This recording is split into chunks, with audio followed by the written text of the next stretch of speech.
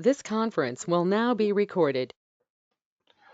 Yeah, today's class is about thread dump analysis again. Don't get confused. You'll not understand the complete thread dump analysis in one single class or two classes.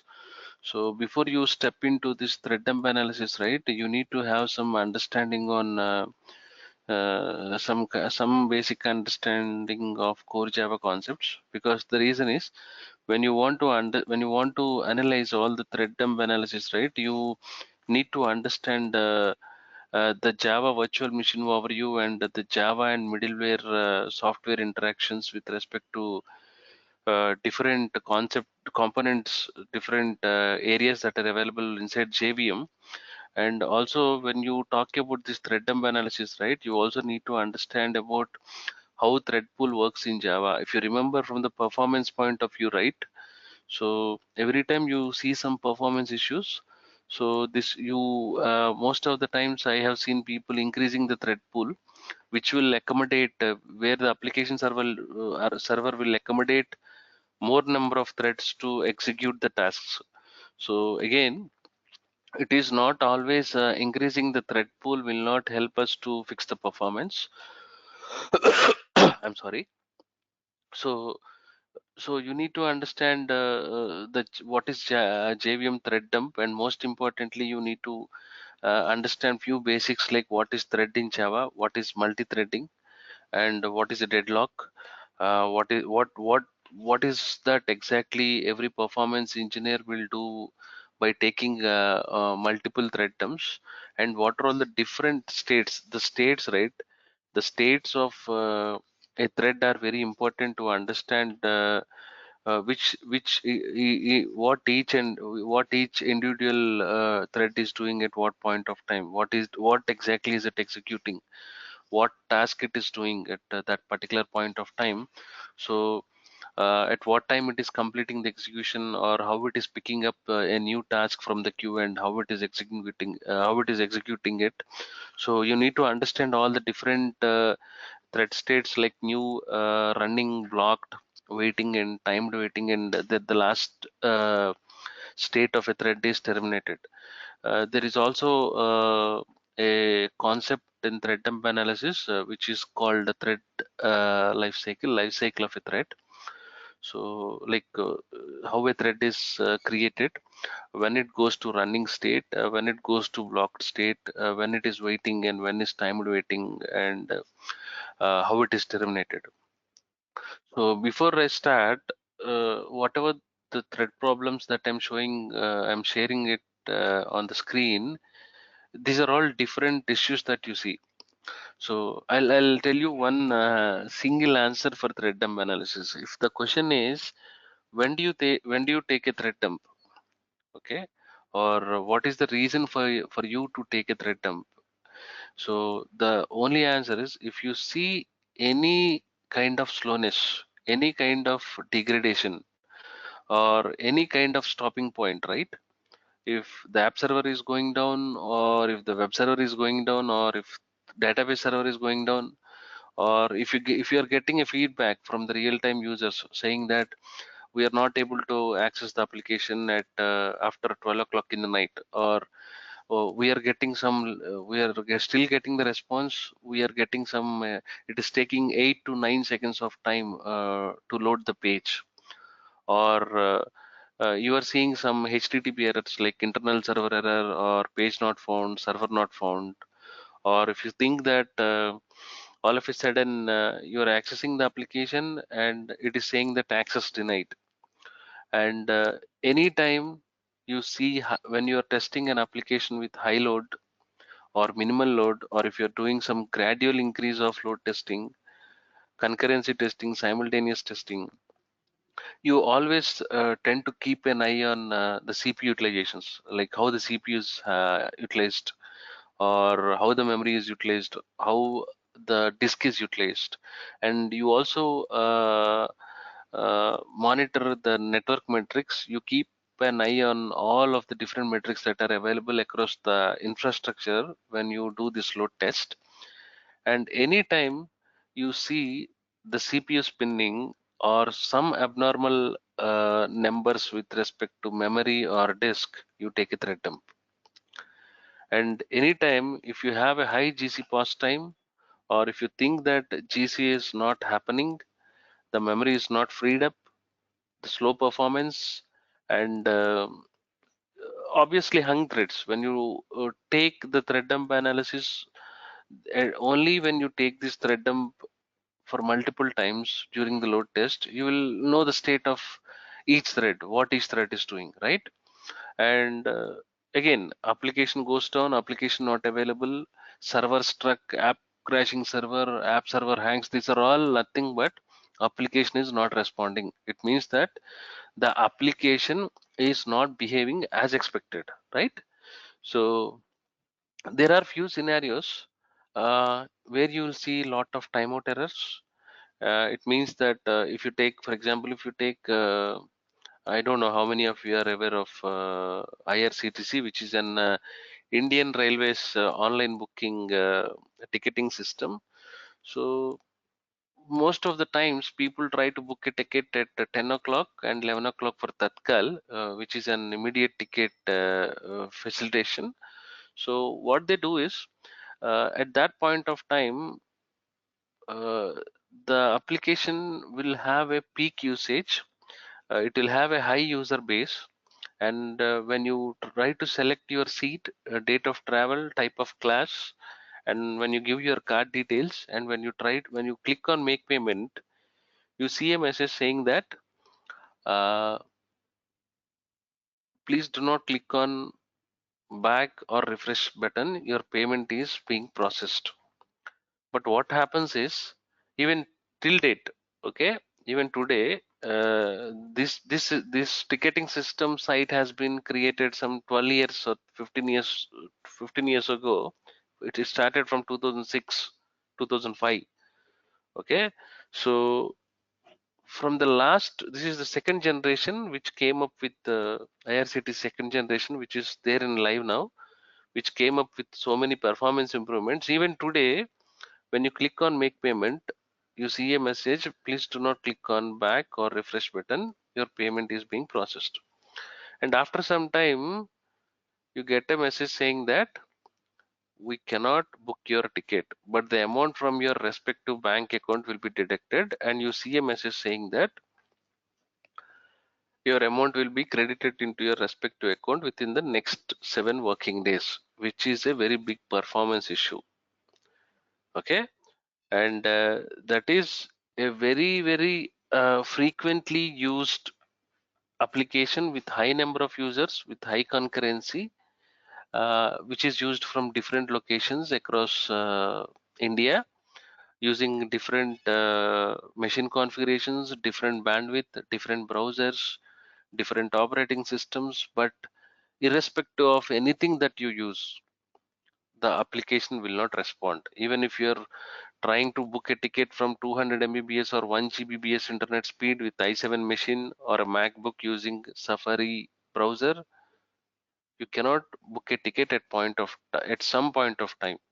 If you're trying to book a ticket for continuously 3 days, any among these 3 days, one single day you will see this performance issue saying that your amount will be deducted and you will not be able to book the ticket, even if you have an availability, even if you have the seat availability of the train that you have selected. So this is a very big performance issue, and the reason why it is not that they are not able to meet the SLAs, or they are not able to meet the performance numbers. It is like it is a government project, and the budget of that on that application with respect to infrastructure and capacity planning is minimal. Government will not spend too much of money like Amazon, right? That is why the reason it will not scale up, or it will not behave as expected. So every time I see this issue, I go back and I see thread problem. I take my thread dump analysis and heap dump analysis, because my application is giving so many issues, so many performance issues. So my application is crashing. I'm not able to book the ticket. I see a high CPU utilization. I see application slowness. I see some serious performance issues. or sometimes it is saying that it is the site is not the site is unavailable or server struck. These all things will happen in an application like IRCTC. All these thread problems that are being showed here right on screen are these are experienced by a simple application like IRCTC.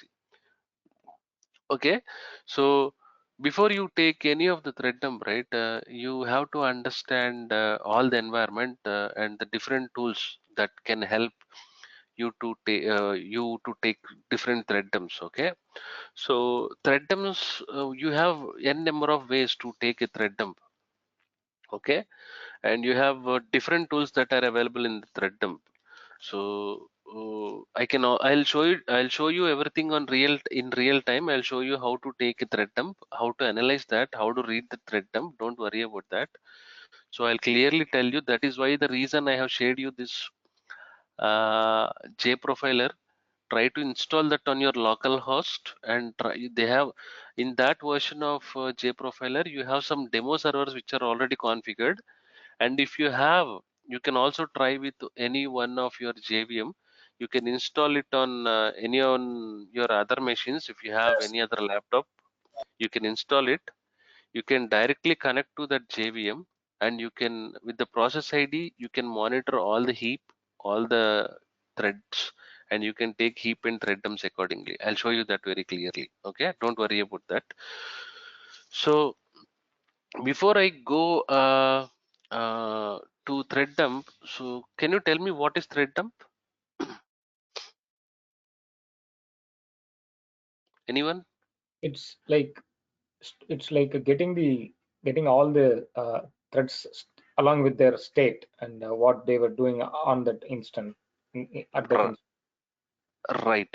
So dumping is a very well known term for every performance engineer, right? Every performance testing project will have a dumping. Either it can be a heap dump or it can be a thread dump, or both of these important activities for every performance engineer right from the uh, first day, even if he's having 1 year or 15 years experience. Both the thread dump and heap dump are very, very useful to carry out the root cause analysis. And remember, most of the service-based companies, especially the banking projects, BFSI domains like JPMC, Wells Fargo, Bank of America, or Charles Schwab, different banks, right? They'll not allow performance engineers to touch the production environments or the QA environments. The scope of performance engineer can be, there are chances of uh, there are chances of having the scope limited. They will not have the complete access or privilege to directly jump onto the app server or the DB server, or they cannot directly take the heap or thread dump. Thread dump analysis for sure. Most of the companies they don't give chance to performance engineers. Again, uh, as much as possible, it is you who has to convince your customer, or it is you again who has to make the customer and different teams to understand how thread dump analysis will help to investigate the root cause. Okay, and if you want to give any suggestions or recommendations with respect to the performance issues, you have to tell your teams that thread dump is really important, really necessary to take it, to analyze it, to investigate, and there from that point you will take the necessary action items on what to do next. Okay, now let's try to understand what is thread dump and how it can be analyzed. Like heap dump, we already discussed everything about heap dump in our previous sessions. Like heap dumps, thread dump is a snapshot of the status of all the threads at a particular time, and there is no limitation. You can take a thread dump at for n number of times, but taking a thread dump for a very shorter duration will help you to quickly identify the root cause. Okay, so these thread dumps, what it will do is they'll collect the complete information of all the threads to diagnose CPU spikes, deadlocks, poor response times, memory leaks, memory problems, and slow response times, unresponsive applications, and other system problems. And I have shown you so many problems, right? any problem with respect to performance can be investigated by thread dump. So for example, if some threads are struck, they create a deadlock. I'll tell you what is deadlock. Okay, so and if you see all these issues, so basically you go back and check whether all the threads are running or not. That is second point. Okay, so the third point is, if all threads are running, if you look at all the threads, which threads are waiting for the blocked resources. If some resources are blocking, uh, if some threads are blocking some resources, the other threads which are trying to access that particular resource, they'll remain in blocked state, and they will stop executing that particular task which they are supposed to do. So such things will happen, and you will check all these things like which threads are struck, how many deadlocks you have, if all the threads are running or not, and how many blocked resources you have, how many waiting threads you have. All the questions, all the issues can be identified, or can be analyzed only by taking a thread dump. Okay, so before we talk about more on thread dump, I would like to talk about some of the basic terms which are really helpful to understand the concepts of thread dump. Okay, now can you tell me what is thread? Stay focused. This is very important part for any performance engineer. So stay focused, and we'll make this session interactive. The reason is because every performance engineer has to take a thread dump, no doubt about it. 40% of the issues will be directly identified from the thread dump. Okay, so can anyone tell me what is thread now?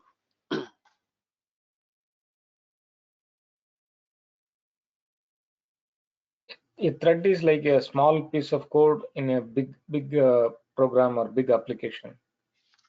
Yes.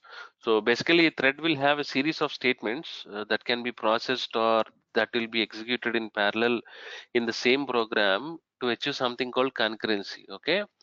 That is why the reason Java also came up with multi-threading. Multi-threading means it will have too many threads will be performing same tasks or different tasks at the same point of time or at a different point of time, right? So all these Java threads will be managed by JVM, okay, which are mapped to the operating system thread, also called as native thread. Native thread is nothing but the threads inside the JVM which are mapped to the operating system, right? So these operatings, the threads which are, every thread will be mapped to operating system. So operating system thread. So, and this thread is called native thread. And each thread will have a unique identifier, name, thread ID, category, and some of the basic features of thread are like, most of the times if you go back and if you check any of your performance testing application, there is one option, and there is a commonly asked question in all the interviews, like what is the difference between running a view user as a thread and running view user as a process? You remember? why Yes. why do I need to run my view user as a thread, not as a Mm. process? When we run as a thread, it will consume lower resources, less resources like Right. CPU, memory, but the process requires more resources. Right. I don't know how many people I mean, how many of you remember something called Orkut, which came along with Gmail before Facebook. Okay. So the earlier versions of Internet Explorer, if you open your Gmail IE6, okay, it will open in one window. Okay, if you open Gmail, it will open in one window. Now, earlier there is an option called Orkut in Gmail. When you click on Orkut, it will open another IE window. It means that it is opening the second process. The first process in the IE opened, I mean, which is opened is Gmail. When I clicked on Drive in the Gmail, it will open in another browser. The same, it is not the same instance, but if you take it the latest browsers, right, there is a plus symbol. This is a thread. Another new tab is a thread. This is another thread. So what happens is this one browser that I'm using is basically a process. Okay, whatever the different tabs that I'm using, they are multiple threads that we have in a process. That means a browser. Basically, the reason why I use run user as a thread, not as a process, is because if you're running one user as a process, it will take 2 MB of memory. Okay, so for 50 users, it will occupy 100 MB of space. But when I run user as a thread, okay, one user will take 2 MB. How much memory will take for 50 users? 100. It would be same. It is same. It for 1 to 50 users, when you run vUser as a thread, it will take only 2 MB. From 51 user to 100 users, again it will take 2 MB, which will be 4 MB for 100 users. But it is not the case with process. Okay, if you want to check the high memory utilization, if you want to give a try with a different type of stressing the application, this is one way you can stress by running vUser as a process. Okay, so basically a thread is a very lightweight process and very faster than a process. Okay, the reason is because threads will share the same address space. That is why the reason they can share the same they can share both the data and the code. And context switching between threads is usually less expensive than processes. I'll talk about what is context switching in the next session. Context switching is also another question from the engineering standpoint. People will ask you what is context uh, switching. How can you make use of that metric? What exactly uh, it will tell you or it will define? So I'll talk about that later point of time. So the most important part is it is a lightweight, faster than a process. They share the same address space so that the data and the code can be shared among the different threads that are available. And what these threads will do is they allow different tasks to be performed concurrently and simultaneously. Okay, so that is all about threads, the basics of a thread. And if I talk about multi-threading, so what is multi-threading now? Multi-threading is like multiple threads will be executed at the same time. Like when we say our V users are best example for multi-threading. We run Right. 50 virtual users, so that is all of them are threads. The one of the main feature that Java came into evolution is because the Java came into limelight only because of the concurrency feature that it has and the multi-threading concept. Okay, basically Java is a multi-threaded application. Whatever the application that you can that you are trying to develop, right? It's suppose multi-threading concept, which will allow multiple thread execution at a particular time. Okay, and basically if you take any web server, right, it will use hundreds of threads to process a large number of concurrent users, which will achieve multi-threading. Multi-threading is like any application concurrency has to be there, right? If you take any of the Amazon site, there is too much of concurrency, there is too much of simultaneous hitting on the application. It means that if you have an Amazon big sale or a Black Friday, it means that 5% of the users out of maximum handling capacity of the application are doing the same activity at the same point of time, right? For example, even if you have TCS, I don't know how many of you are working with TCS. Okay, TCS have some 4 lakh IT people. Okay, so every employee, if they are if they want to check their pay slip, uh, most of the people they will check the pay slip from date 1 to 3 or 5, from 1st of every month to 5th of every month. So all the 4 lakh people will go back and check the pay slip for the month of March because they'll have some tax deduction.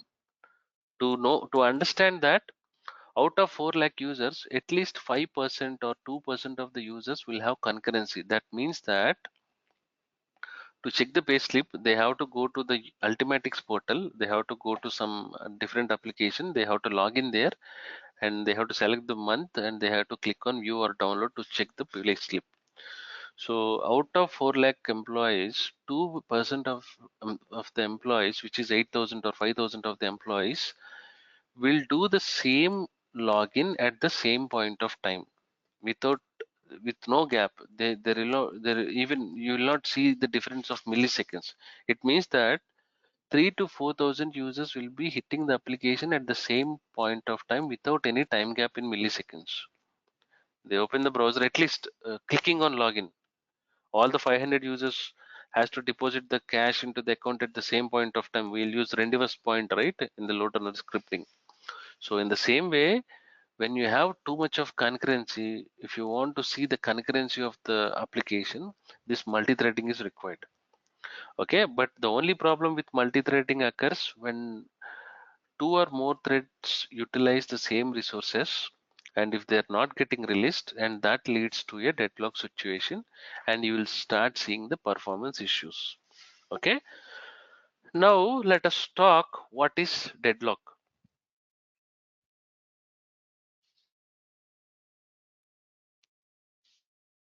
Deadlock is like one thread is waiting for the resource to be released by the other thread, but that thread is not releasing that resource. So that would Right. be. Yeah, if you take a scenario, thread A is holding a resource X, okay, and thread A needs resource Y, which is blocked by thread B. Simple. Got it? You have a thread A that is holding a resource X, and it has to access the resource Y, which is blocked by thread B.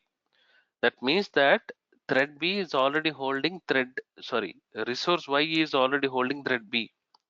So both the resources are not, they are holding two different, both the threads are holding two different resources, and each thread is trying to access the other resource which is holded by another thread, and that is not being released. So in such cases, you will have a deadlock and there will be no progress within a program. Nothing will get executed. So how to avoid deadlocks? We cannot directly go and directly delete a deadlock. The only way to eliminate a deadlock is when you report the same issue back to the developer, he has to write a code in a way that where a deadlock will never happen. So that is what he has to do from his side. If you take any developer from the development team, he has to write a code in a way that deadlocks will not happen in the application.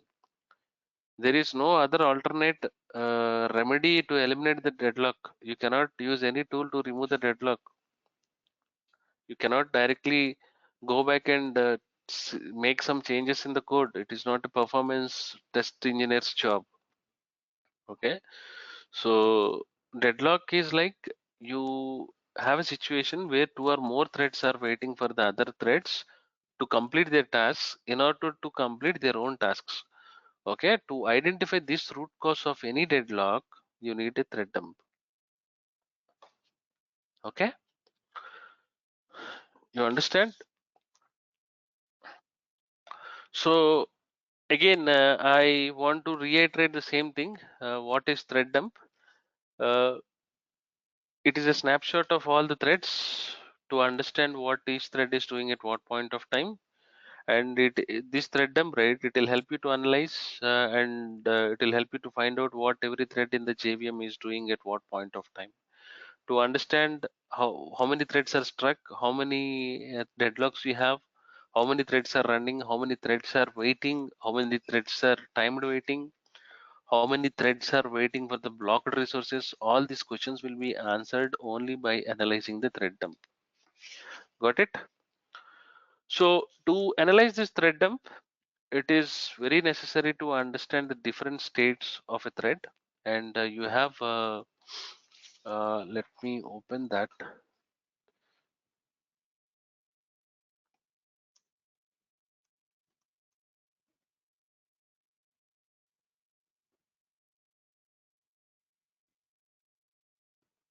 You will have multiple images. Don't worry about that.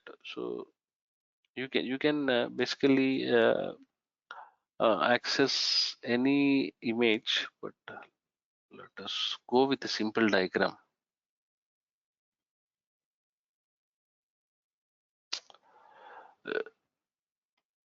This is the diagram. This will tell you what exactly it is. Okay.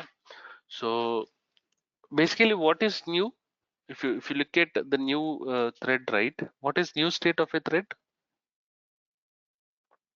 It was just created at that time, like Okay. So this is the initial state of the thread.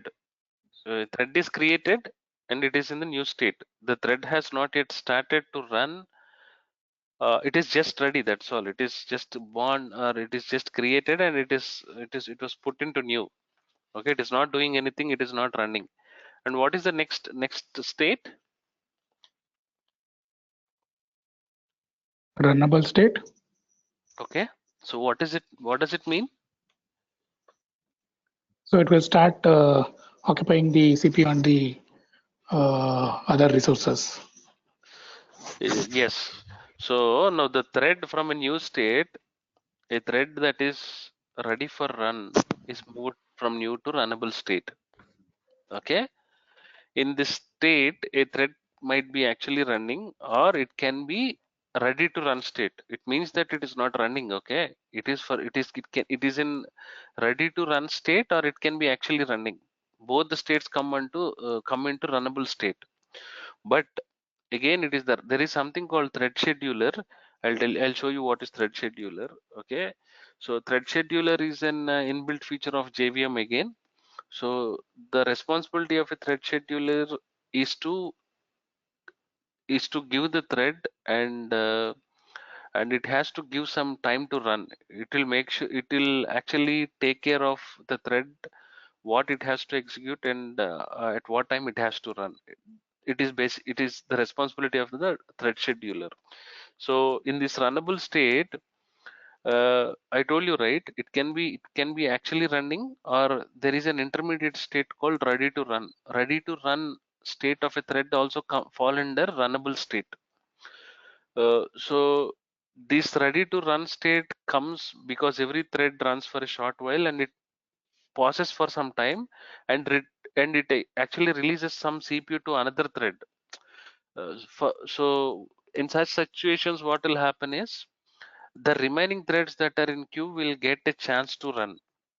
It means that, so the ready to run threads, it depends on the thread scheduler, which thread has to run and at what time it has to run.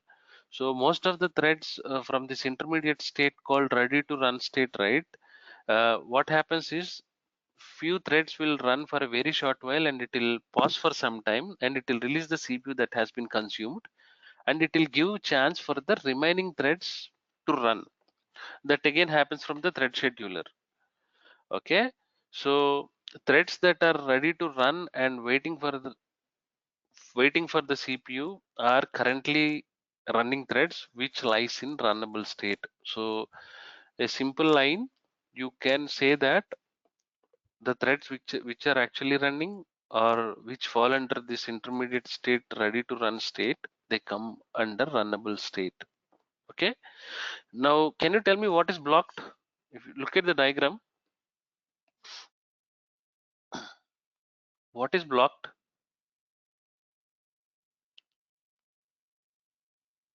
it's related to that locking, like one resource is locked by other thread, and this is waiting for that resource to be released.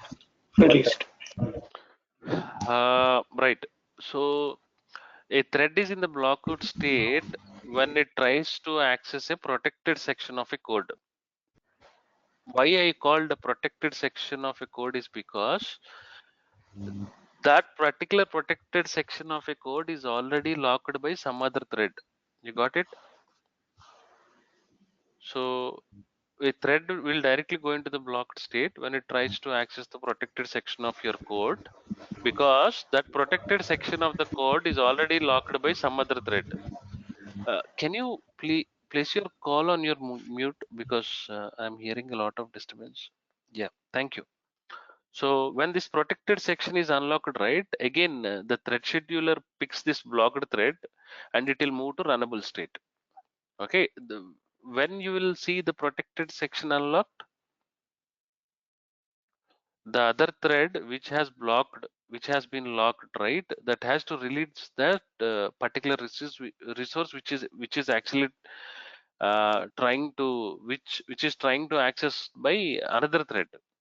So when this particular protected section is unlocked, the thread scheduler picks this blocked thread and it will move to the runnable state. So in thread dump analysis, the most important states that has to be investigated is blocked state. Okay, blocked state will give you so many deadlocks. That is why the reason when you take the thread dump, the first metric that you see is the first state that you look at is the blocked state. You need to analyze which threads are in blocked state and you need to understand for what reason they are blocked. Okay, so if a thread is blocked, right, it cannot execute, it cannot continue its execution, and it cannot be moved to runnable state. Any thread in this blocked state will not consume any CPU. The reason why you have to remember this point is because, sir, I have seen a high CPU utilization. I am now checking for the blocked threads, right? Any thread which is there in the blocked state will not consume any CPU. If that is not consuming CPU, you should not see the high CPU utilization, right? So if by any chance, if you notice that some of the blocked threads are consuming CPU, that is a very big bottleneck. For example, if you take a real life example, right? If you are going for a job interview, okay, you woke up early in the morning and you got ready, and you just came out and you're searching for your bike. So then you realized that your friend has already taken your bike. Okay, so here what is blocked? You will not be able to. You are blocked. You are in blocked state. Got it? So explaining it in technical terms, you are the thread one and your friend is the thread two, and the lock is the bike. That is why the reason thread one is blocked on the lock, that is nothing but bike. Got it? Because the thread two, your friend has already taken your bike, so he acquired the lock. That is why the thread one, it means you are blocked. You got it right? So blocked state is nothing but if you have thread one and thread two, you are trying to do something as a thread one, and thread two is already doing it, and he acquired a lock on that, and for that reason, for thread two acquiring that particular lock, the thread one is not able to continue further. The thread one is blocked. So this is nothing but the remaining thread is acquiring a lock, and the current thread is not able to execute or not able to move forward with the current executing task. So obviously the current thread will go to blocked state. Okay, so what is a waiting state here?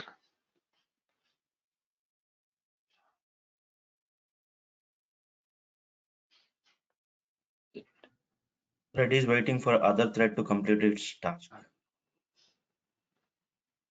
Okay, There's something called notify, I think, that notify method when it is. no, we'll forget about that. This is a development concept, so we will understand in another direction. Yeah, when a thread is in waiting state, right, it means that the thread is waiting for the response from another thread, okay, to fulfill some conditions. If you look at the thread dump, right, you see waiting on condition. Did you ever see in the dump, if you look at any of the thread state, right, uh, you will see a thread with a thread ID called waiting, and it says that waiting on condition. Did you ever see that? Okay, let me show you when I show it to you with the JProfiler. Okay, similar to blocked state, waiting state also is an important state. Okay, that has to be analyzed during thread dump analysis.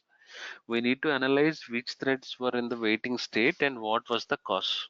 That is the most important point. The first priority is blocked threads, and the second priority is waiting threads. If your currently running thread is moved to blocked waiting state, it means that another thread in the running state is scheduled by the thread scheduler to run.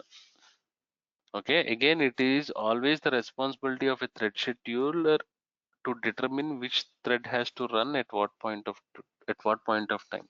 So you don't have a complete controller or thread scheduler. Thread scheduler will define what each thread has to do what.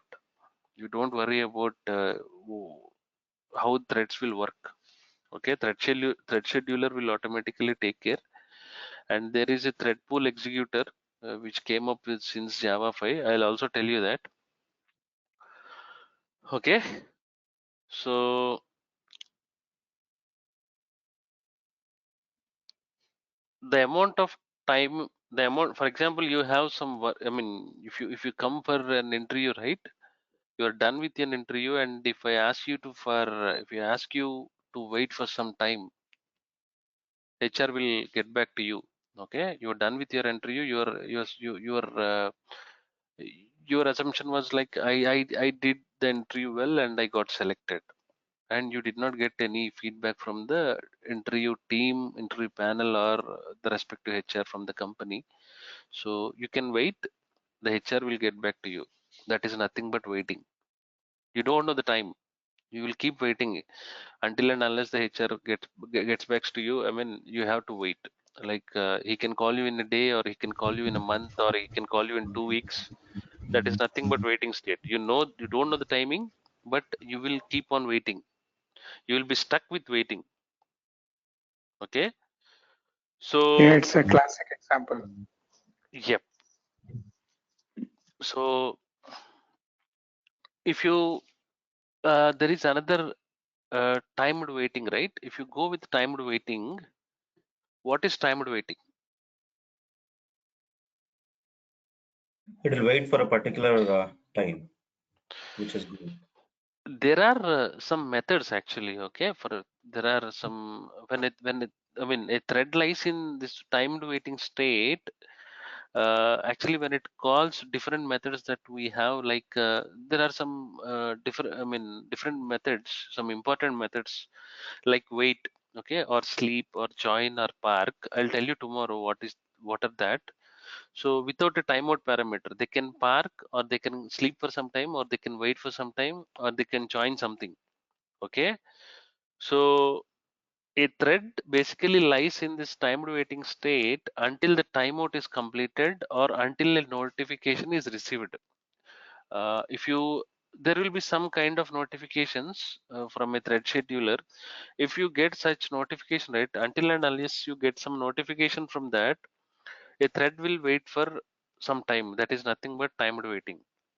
Okay, it will not have any timeout parameter. It has to wait for some time. It has to wait for longer time. It is not like that. There is something called uh, there are 4 different methods for this timed waiting. We'll talk more about that. Mostly I'll explain you when I show it to you in JProfiler. The park, the sleep, join, and wait. So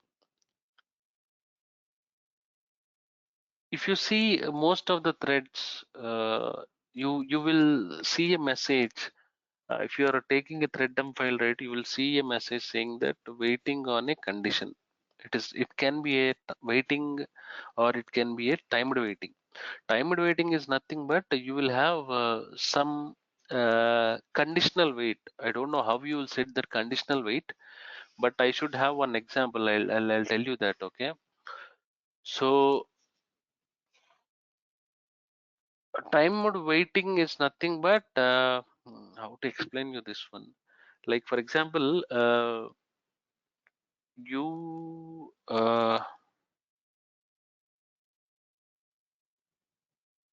okay. For example, you and your friend are working in the same company. Okay, so he requested you for a for a carpooling. So you go home and you wait outside for your friend to come. Okay, for to pick him up, you will wait. You call him and he says that it will take 10 minutes. You can wait. So you have a call in the next 20 minutes. So you will wait for 10 minutes. He's still not coming. You wait. You waited for 5 minutes. He's still not coming, and you waited for another 5 minutes. Still not coming. You have only 10 minutes left for your call. So you waited for some time, and you moved from that place. That is nothing but timed waiting. Here, your if you are a thread 1 and if your friend is thread 2, okay, you will wait up to 10 minutes to release a lock from thread 2. If your friend is not releasing the lock, it means that if he's not coming out in 10 minutes, you start driving the car again. It means that the thread 2 will do its task. It is nothing but timed waiting. There will be some condition set for a specific amount of time, and if that based on that condition, it will wait for that particular amount of time. If that condition is satisfied, not satisfied, doesn't matter.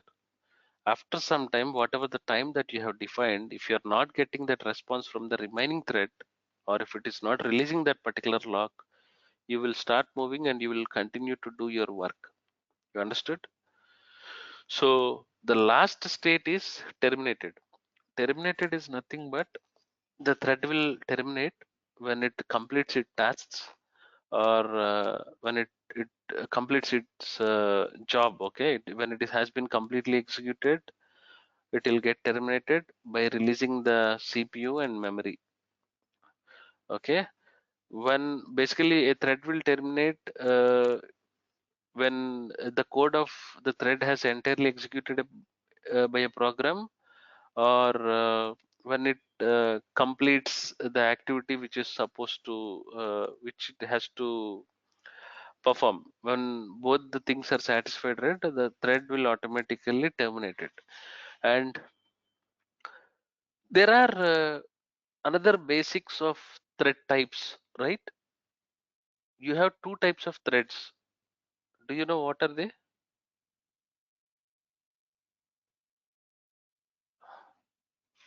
It's daemon threads.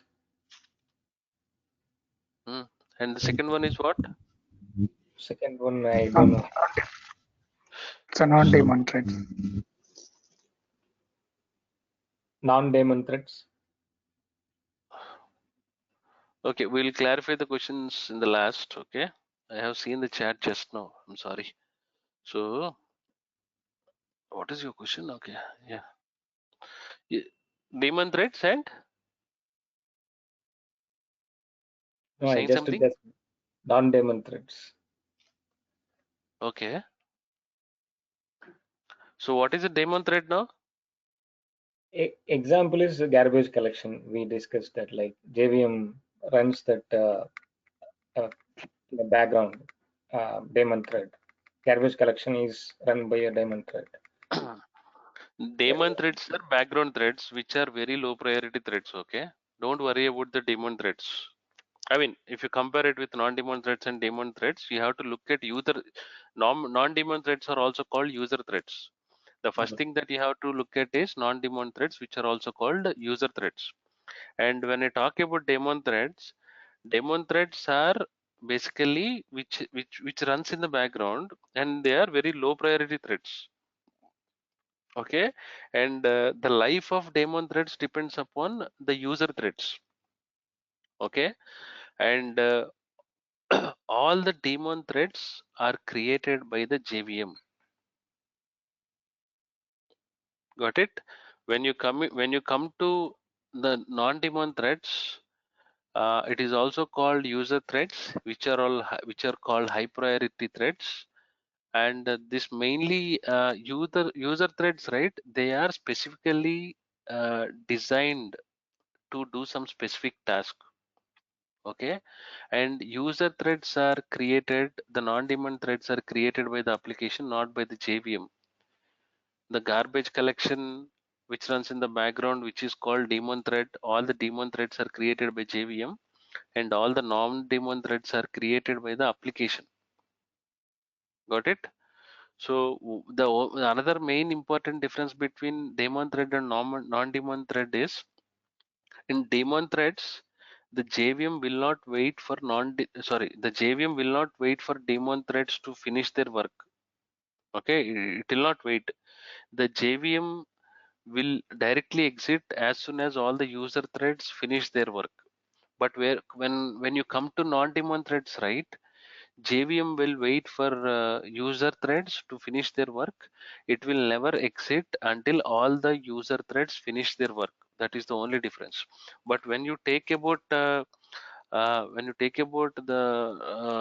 talk about the thread dump analysis part, user threads is the most important part. Okay, you need to look at all the user threads, because user threads are specifically designed to perform some specific tasks. And again, this can happen concurrently or it can happen simultaneously. Okay.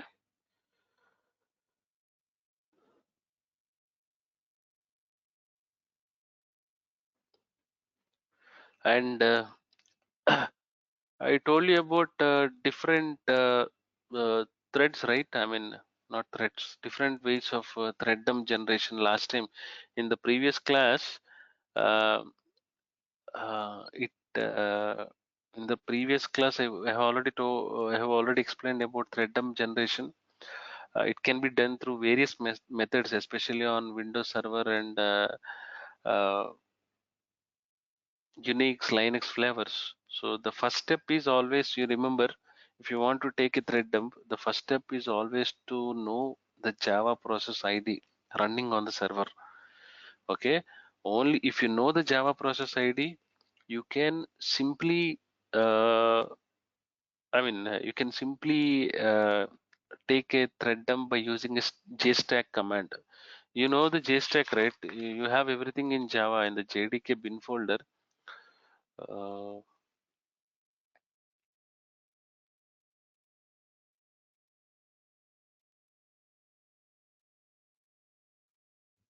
so you have lot of different tools that are available, like JStack. I don't know where is the JStack. JHat. With JHat you can take JMC, Java Mission Control. With Java Mission Control you can take, and there are multiple options that, see, JStack, JStat, JStatD, JVisual VM, JConsole. You can use all of them to take a thread dump. Okay, by just knowing the process ID, it will be easy for you to take any of uh, the thread dump. But you need a process ID. Okay, so on Windows Server, you can download this Java dump.exe. You can start the JVM with some arguments. I'll show you where you need to set that arguments, and they must be in the right order when you set them. Okay, there is something like unlock diagnostics via VM options, or you need to give the log file output, and you have to go to the task manager, and you need to know the process ID of the Java process in details tab, and you have to run that command with the process ID, and you can see the thread dump. So instead of breaking your head by doing all these activities, you can simply use Java Visual VM or JConsole, or see, for example, if you JVisual VM, if you can uh, add just add D connection, I can use my remote host. Okay, so let me see if I can add that.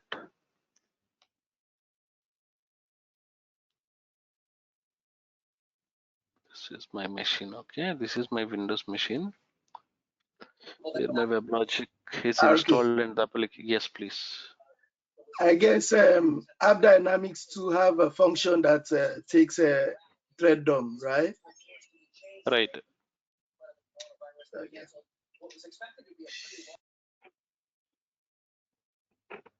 Okay, I don't know the port name.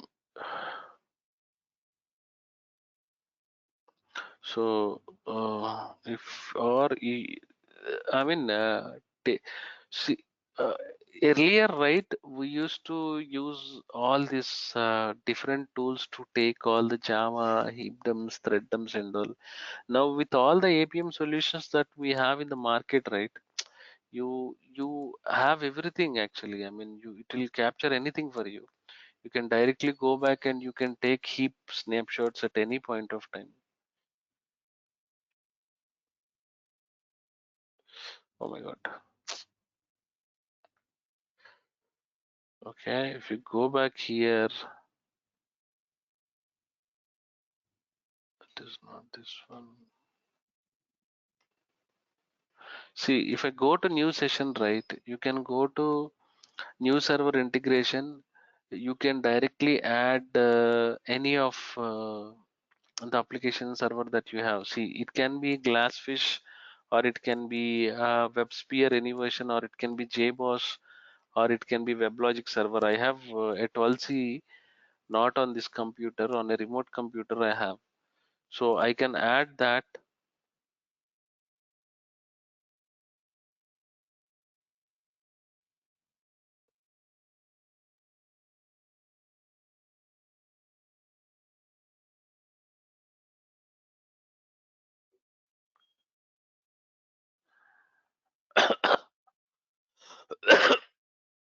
I'm sorry.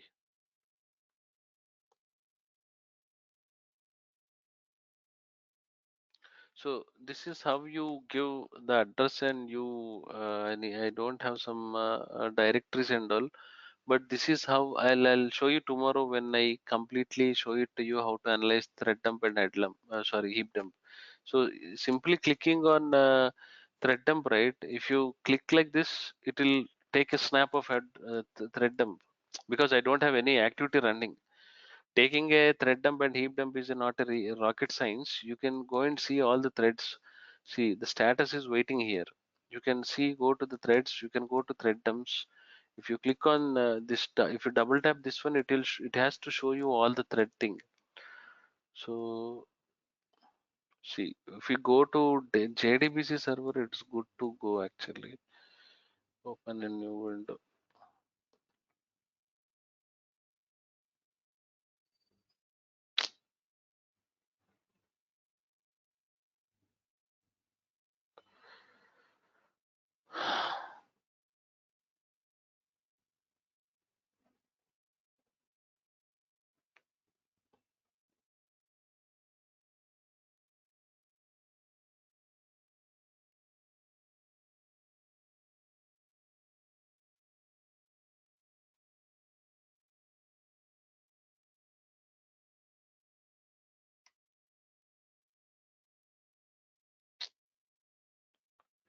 What happened to this one? I need to reinstall or something.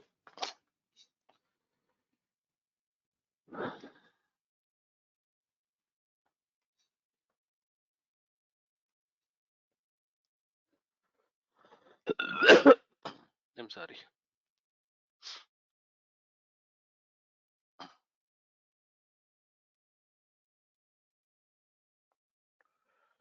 think the trial version has been expired. Let me see.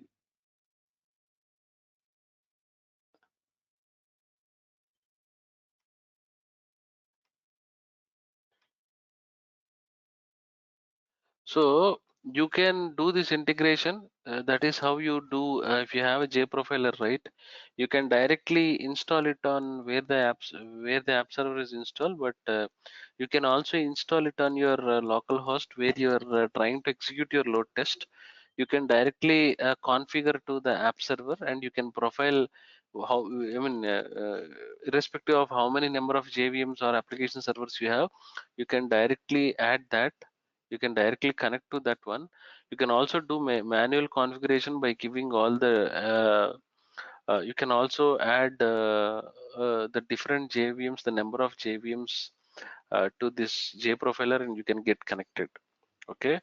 uh, it is directly you can launch the JProfiler whenever the application, sorry, whenever the JVM is started, whenever it is doing some activities, it will directly launch the JProfiler automatically, and it will start looking at all the different metrics from the memory, database settings, everything. So you can directly go there and see for the configuration that you can set depending upon you have to get, before you do this integration, right, you have to get all the required details from the VAS admin, who is your the one who works on your application, this thing, right? He has to take care of all the different activities. Allow me a minute. So I have a JProfiler installed on another machine. If it is working there, I'll show you that. Let me connect.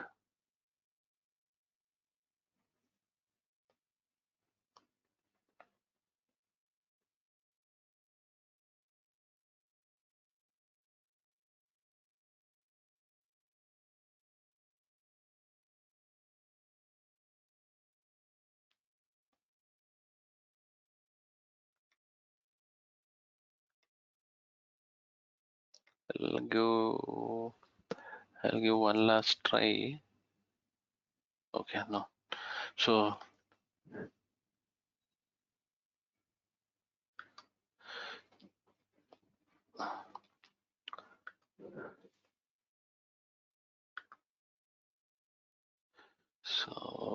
hang on.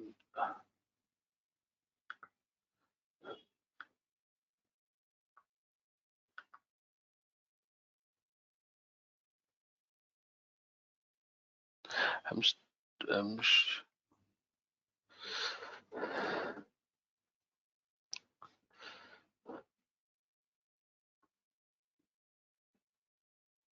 Are you able to hear me now? Because I connected from two different machines. Yeah, Yes, let me show it to you.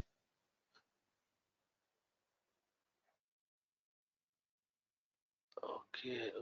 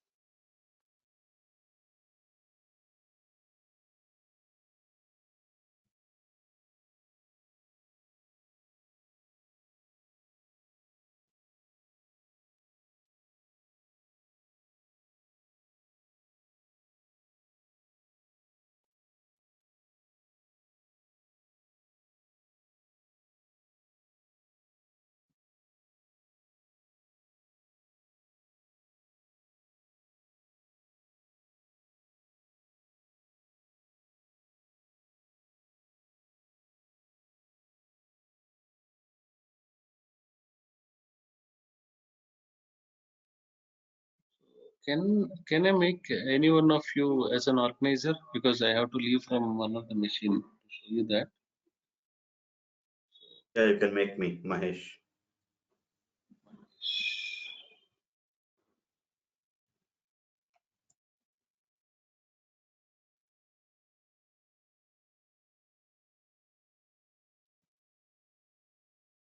Mahesh, you got the access, right?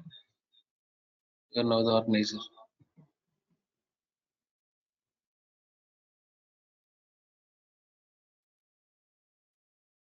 Hello?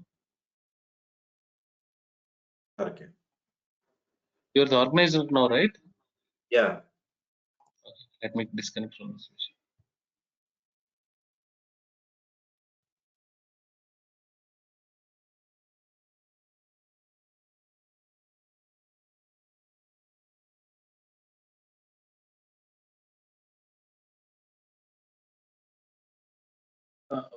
Mahesh? Okay. So, can you make me an organizer now? Mm, what is your name here?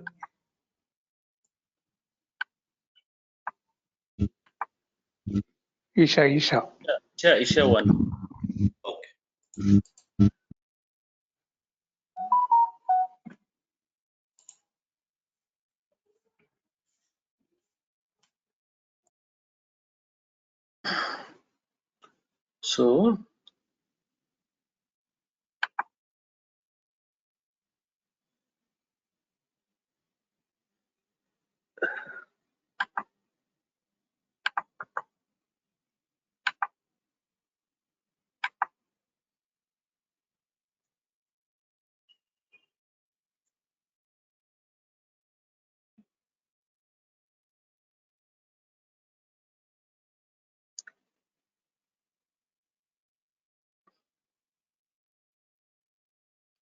So the license on that machine has been expired. So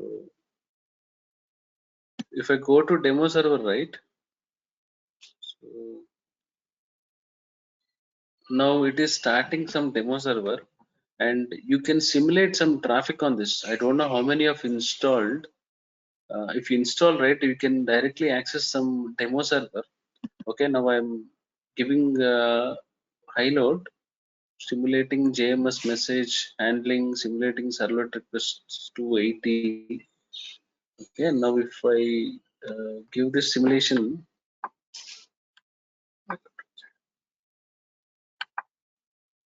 you will see all the different metrics here. So you can also see some of them are using a word called last time, if you remember in the class, sawtooth pattern. This is how the GC will happen. The memory will utilize and GC will run, then it will come down, then it will again utilize, then it will come down. This is nothing but sawtooth pattern. If you see the sawtooth pattern in the memory utilization, it means that you have a efficient garbage collection. Okay, so if you go, you can directly see the memory statistics like this. Okay, the committed size, free size, everything you can see like this. And if you want, if I click run GC here, it is saying that garbage collection has been triggered, right? You can directly run GC like that to see whether the memory is going down or not. You can look at, you can also record all the allocations of all the objects here. Total number of objects, you can see all of the history here. The recorded throughput you can see. And most importantly, you have to see the garbage collection activity. You have to look at all the different classes and you have to look at the threads. If you look at the threads, how many threads we have? Total number of threads are 23 threads we have. For now, you don't have any blocked threads. That means that you'll not have any performance impact. If you see the waiting threads, you have to see whether you have the timed waiting threads, or if you have the parking or waiting or different threads, you have to go here and check. Okay, this is the CPU load. If you look at the CPU load, because of the high load that I'm simulating, if you look at this, if you look at this metric, sometimes it went up to 99-71%. There is a high CPU usage, right? Then you can go and see the live memory of what different classes or packages it is taking high amount of memory, and you can you can take a snapshot of this one char which are taking 1747220 KB, and you can send a snapshot of this allocation tree to high memory utilizations of all the objects to the uh, development team. If we click on perform full GC on the soft references, you can select weak references. I told you the type of references, right? GC on weak, finalizer, these are all the different type of references types that we discussed in previous sessions. So you need not select all of them, but you can go and start playing with the different options that you have in the tool. It is now taking the snapshot of the heap dump, right? Now you will directly get a heap. This is the heap dump. Okay, it will clearly give you all the different allocations, classes, biggest objects. You can see like this. how much time that has been sent. You can go and check the graph of this one. You can also add objects to see how many references you have. If you go back and investigate, right, there is a separate tutorial for JProfiler. If I get some time, I'll teach you everything in JProfiler, how you have to investigate the heap dump, how you have to investigate the thread dump. Okay, this is a very simple method to take a heap dump. Okay, don't break your heads. There are many ways and different types. You can different tools that are available to take different heap dumps and thread dumps. Okay, this is a very simple way, and you can record your CPU data for all the different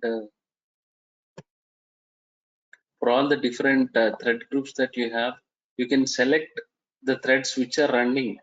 If, for example, if I want to know the CPU utilization for all my waiting threads, I go here and I see my CPU utilization. Okay, this is basically taking all the thread groups now. CPU is okay.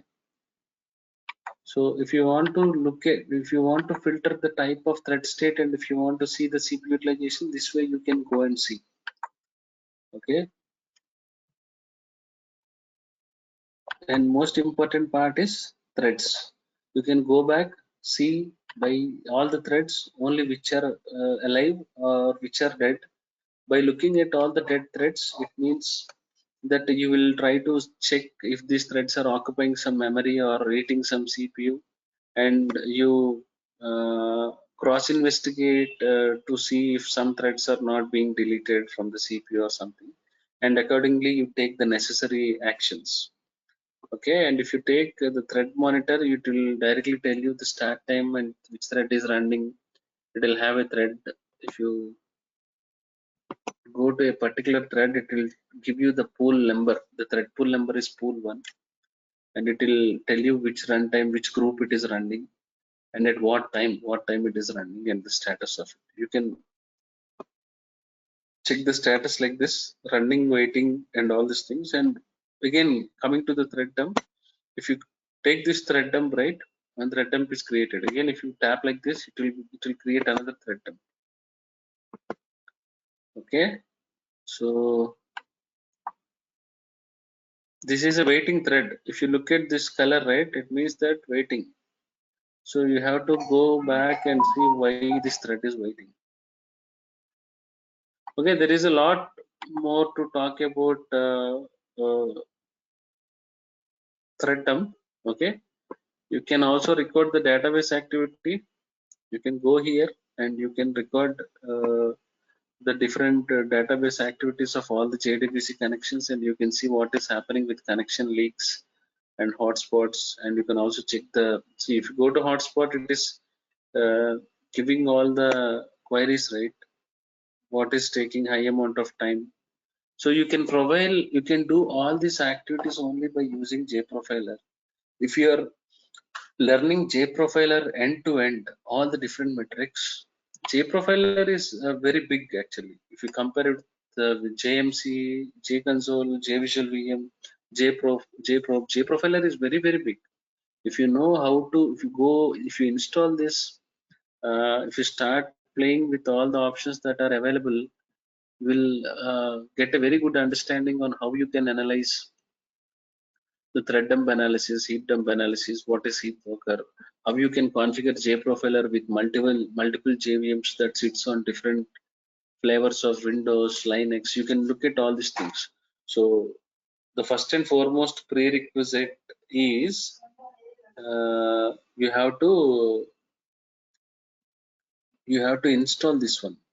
Try to install this one, extract that zip folder. How many of you have installed? I have installed. Okay.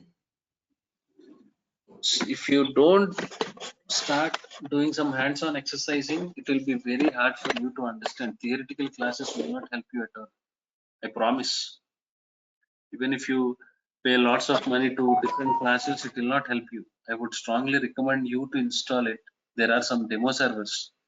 I'll also help you with the WebLogic installation, how to configure that WebLogic to your JProfiler.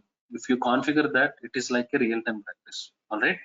So, and Mahesh has asked me one question.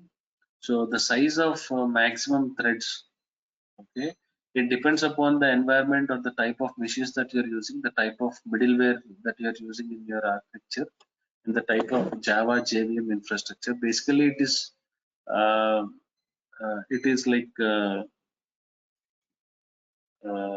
32-bit. We have. It also depends upon the stack size, because stack size will hold the thread IDs of all the different threads we have, right? So depending upon the stack size that we give in the JVM, it will allocate that many number of threads into the JVM. For example, if you have 128 KB, I'm not sure, it will allocate some 15,000 to 20,000 threads. If you have 256 KB, it will allocate some 11,000 threads. This is all happens for 32-bit. I'm not sure about 64-bit. 64-bit, again, it is again in thousands. The threads limit is always the number of users for a thread. Always it depends on the type of machine that we are using, and the type of stack size that we are allocating in the JVM. Okay, so I have a meeting in another 10 minutes. So we are not done with thread dump yet. We'll talk about thread dump for another 2 sessions, because this is a very, very important concept. You also try to learn everything in parallel, so that I can clarify all your doubts, issues in these ongoing sessions. Okay. Even if you go back, if you wait for an week, and if you think that you can wait for a week and then you can check for the recorded video, I don't think so that will be efficient. You got all your information today, so I would recommend you to install it. Try installing WebLogic 12c generic version using YouTube help. Try to configure JProfiler with this one, and you can monitor all of them. Okay, I'll tell you how to analyze on the different ways to take a thread dump. Okay, and there is always my motto or my focus is mainly about the people who are attending these sessions is all about you have to clear uh, an complex interview with a very good vendor. Like you should be able to clear a product based company which will give you some 6 rounds or 7 rounds of interview, which will continuously ask about all the different thread dump analysis techniques, or what are the major and minor complex bottlenecks that you have identified as part of your thread dump analysis. If he is convinced with this particular part, you are in. Okay, so that is my main motto, right? Starting from the basics, identifying all the different complex bottlenecks, what solutions you give, and what are all the best practices, what different tools that you have used for thread dump analysis. Okay, that's all for today. Thanks all of you for joining. Thanks for your time. Let's connect tomorrow. All right. Anzak. Thank you so much. Thank you. Thank you. Wrote a poem called Pure Joy.